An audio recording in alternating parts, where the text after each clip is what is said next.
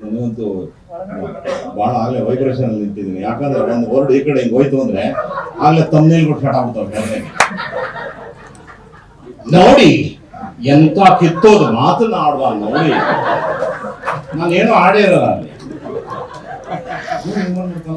ಆಮೇಲೆ ಅದನ್ನ ನೋಡ್ತಾರಲ್ಲ ನಾನ್ ಸೆನ್ಸ್ ಕೇಳೋದು, ನಿನ್ನಮ್ಮ ನಿನ್ನ ಅಕ್ಕ ಬೋಳಿ ಇಷ್ಟುದ್ದ ಕೆಳಗಡೆ ಹಾಕೊಂಡು ನಾನ್ ಸ್ಟಾಪ್ ಹೋಗ್ತಾರೆ. ಯಾಕೆ ಅವನು ಬೈದ, ಯಾಕೆ ನಾನು ಬೈಸ್ಕೊಂಡೆ, ಇವ್ರು ಯಾಕೆ ಹಿಂಗೆ ಹಾಕೋದು? ನಾವು ಹಂಗ ಹೋಗಿ ಅವರೆಲ್ಲ ಬೇಸರ ಅನ್ಸುತ್ತೆ. ಸತ್ಯ ಗೊತ್ತಾಗ್ಬೇಕು. ನೀವೆಲ್ರಿಗೂ ಗೊತ್ತು, ನಾನು ನೇರ ನೋಡಿದ್ರೆ ಏನಿದೆ ಮಗದ ಹೋದಾಗ ಹೇಳ್ಬಿಡುತ್ತೆ. ನಮ್ಮಮ್ಮ ಒಂದು ಪೆಟ್ರೋಲ್ ಅಂತ ಹುಲಿ ಉಂಡು ಅಂತ ಹೇಳ್ಬೋದು. ನಾನು ನನ್ನ 40ನೇ ವರ್ಷದ ಸಿನಿಮಾ ಜರ್ನಿ ಅಂತ ಬ್ಯೂಟಿಫುಲ್ ಜರ್ನಿ ಇದು. 40th ಇಯರ್ ಅಂದ್ರೆ ಎಂತದ್ರಿ.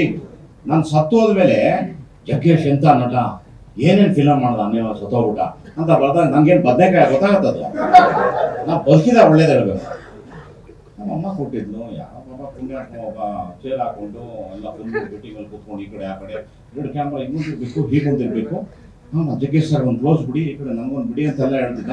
ನಾನೇನೋ ನನ್ನ 40 years ಬಗ್ಗೆ ಸಖತ್ತಾಗಿ ಏನೇನೋ ಮಾಡ್ತಿದ್ದಾನೆ ಅಂತ ನಾನು ನನ್ನ ಮನಸ್ಸು ಇಚ್ಛೆ, ನನ್ನ ಮನಸ್ಸಿನಲ್ಲಿ ಏನು ಬರ್ತದೆ ಸತ್ಯನ ಹೇಳಿದೆ.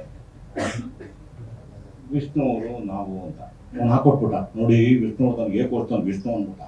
ಅವ್ನು ಬಾಂಬ್ ಹಾಕ್ಬಿಟ್ಟ ನೋಡಿ ಅಂತ. ಅದು ಬೇರೆ ಅದನ್ನು ತಮ್ಮನೇಲಿ ಕೊಟ್ಬಿಟ್ಟ ಕೆಳಗಡೆಗೆ. ಸರ್ ಅವ್ರ ಅಭಿಮಾನಿಗಳು ಒಂದು 1000 ಜನ ನನ್ನ ಅಮ್ಮನ ಅಕ್ಕನ. ನಾನು ಏನು ಮಾತಾಡಿದೆ, ಯಾಕೆ ಇವ್ರು ಹಿಂಗಂತವ್ರೆ, ನಾನೇನಂದ್ರೆ ನನಗೆ ಗೊತ್ತಿಲ್ಲ, ಬಿಟ್ಟುಬಿಟ್ಟ.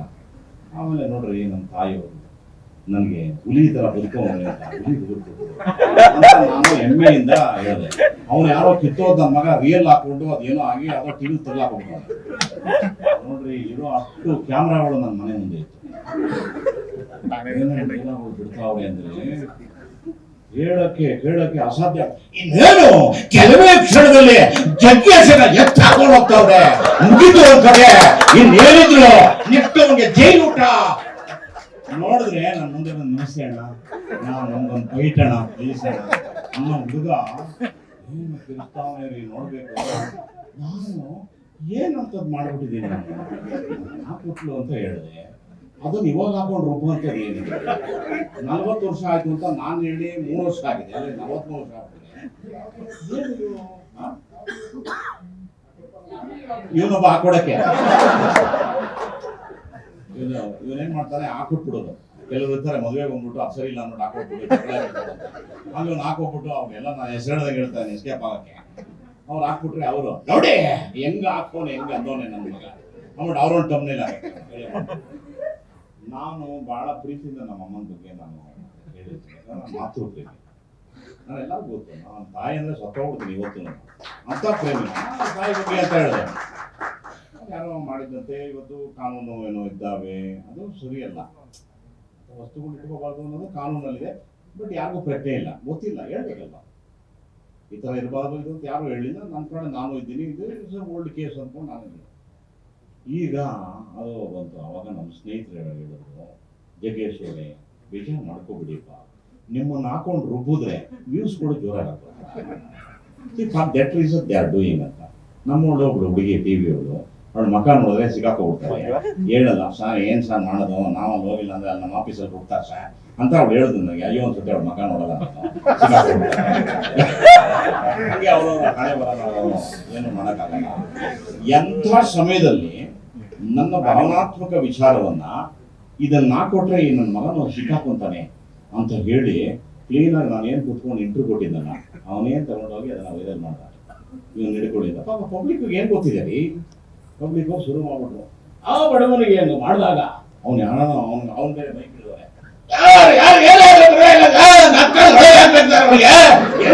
ಬಡವರಿಗೊಂದು ಈ ಬಡ ಮಕ್ಕಳಿಗೊಂದು ಅವನಿಗೆ ನೋಡಿದ್ರೆ ಬೇಜಾರು ವೈರಲ್ ಆಗ್ತಾರೆ. ಅವನು ಮಿಲಿಯನ್ ವ್ಯೂಸ್ ಕೂಡ ಹೋಗ್ತವೆ.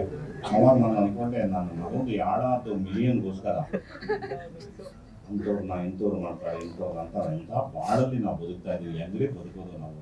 ಭಾಳ ಬೇಜಾರಾಗೋಯ್ತು ನನಗೆ. ಆಮೇಲೆ ಯಾರೋ ಪಾಪ ಅವ್ರವ್ರ ಕರ್ತವ್ಯ ಮಾಡೋದು, ಆಫೀಸರ್ಗಳೆಲ್ಲ ಮನೆಗೆ ಬಂದರು, ನಾನು ಇರಲಿಲ್ಲ. ಪಾಪ ನಾನು ಹೆಂಡ್ರು ಎದುರ್ಕೊಂಡ್ಬಿಟ್ಟಿತ್ತು. ಅವರೆಲ್ಲ ಬಯಸ್ತು, ಜಗ್ಗಿ ವಾಟ್ ಶುಡ್ ಐ ಡು ಅಂತ ಕೇಳಿದೆ. ದಿಸ್ ಒನ್ ಹೋಗಿ ಅವ್ರು ಬಂದಾಗ ಕೊಟ್ಬಿಡಮ್ಮ ಅಂದ್ರೆ ಅದೇ ಸ್ಟೋರಿ ಹೇಳ್ತಾ ಇದ್ದೆ ನನಗೆ ಅಂತ ಬಯಸ್ಕೊಂಡು ನನ್ನ ಕೈಲಿ ಕೊಟ್ಲಂತ ಹೇಳಿ.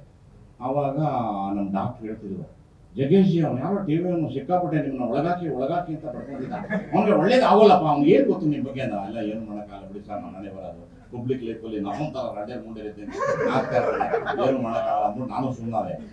ಹಾಗೆ ಇದು ಇಂಥ ಒಂದು ಯುಗದಲ್ಲಿ ನಾವಿದ್ದೀವಿ. ಇದಾದ್ಮೇಲೆ ನನಗೆ ಭಾಳ ಅರ್ಥ ಆಯಿತು. See always I tell press is my greatest lovers, ಅವ್ರಿಲ್ಲ ಅಂದ್ರೆ ನಾವಿಲ್ಲ. ಬಟ್ ನಮಗೆ ಭಾಳ ಹರ್ಟ್ ಆಯ್ತು.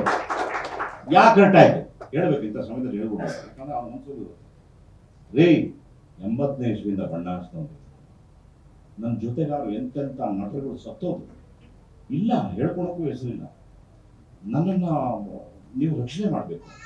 ನಾನು ತಪ್ಪು ಮಾಡಿದ್ರೆ ಬಂದು ನೀವು ತಪ್ಪು ಮಾಡಿದ್ರೆ ಜಗೇಶ್ವರಿ ಅಂತ ಹೇಳ್ಬೇಕು.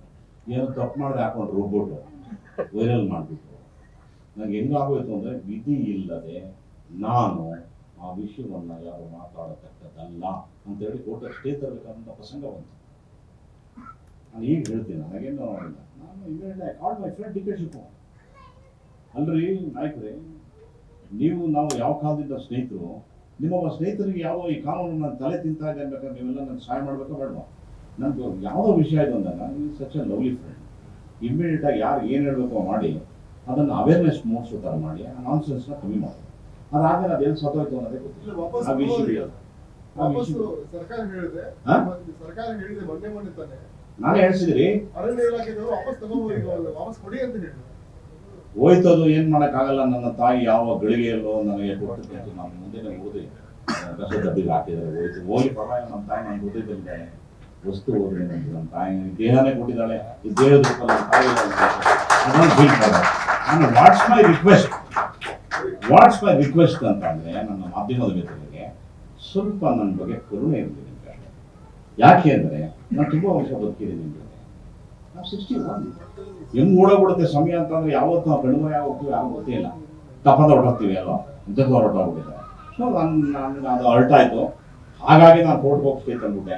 ಇವನು ಮಾಧ್ಯಮದಲ್ಲೂ ಬರಬಾರ್ದು, ಅದನ್ನು ಸ್ಟಾಪ್ ಮಾಡಿಸಿ ಸ್ವಾಮಿ ಅಂತ ಹೇಳಿ ನಾನು ಸುಮ್ಮನೆ ಹಣ ಖರ್ಚು ಮಾಡಬೇಕಾದ ಪ್ರಸಂಗ ಬಂತು ನನಗೆ.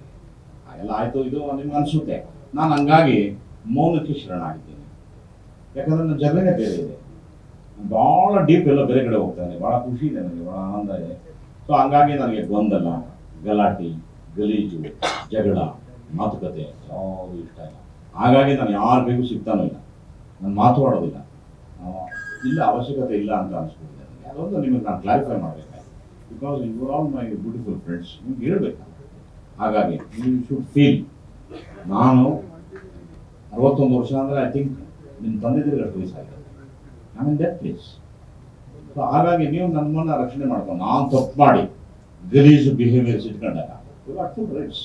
ನನ್ನ ತಿದ್ದಕ್ಕೂ ತೀಡಕ್ಕೂ ಬೇಕಾದ್ರೆ ಅವಾಗ ಕಿರ್ಚ್ಕೊಂಡು ಹೇಳಿ, ನೋಡಿ ಅಕ್ಕ ನಮ್ಮ ಮಗ ಆಯ್ತು ಕೆಲಸ ಮಾಡ್ಬಿಟ್ಟು ಜೈಲಲ್ಲಿದ್ದಾನೆ ನೋಡಿ ಅಂತ ಅವಾಗ ಹೇಳಿ. ನಾನು ನಮ್ಮ ತಾಯಣೆ ಯಾವುದೂ ಇಲ್ಲ, ಯಾವ ಸವಾಸಕ್ಕೂ ಹೋಗಲ್ಲ, ಯಾವ ಕಡೆ ತಿರುಗಿ ನೋಡಲ್ಲ. ನಾನು ಆಯಿತು, ನನಗೆ ಎಸ್.